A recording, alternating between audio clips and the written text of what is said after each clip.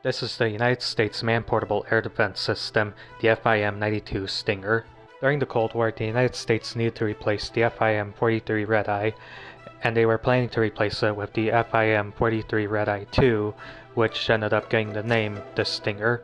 It was built to help American and NATO forces defend themselves against Soviet aircraft, including helicopters and fighter jets. The Stinger missile has proven its worth during the Soviet-Afghan War, when the United States sent a bunch of missiles to the Mujahideen to fight against Soviet aircraft. And the Stinger system has been used in many wars, including the Syrian Civil War and the war in Ukraine, the latter of which had the United States and NATO donate thousands of Stinger missile systems to the Ukrainians to defend themselves against Russian aircraft.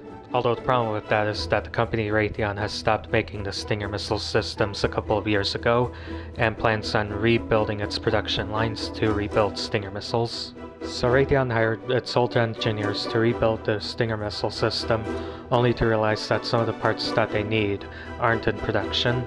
So aside from having to rebuild new parts for the Stinger missile system, along with ramping up the production, it resulted in the Stinger missile system costing way more than it did back in the 1980s.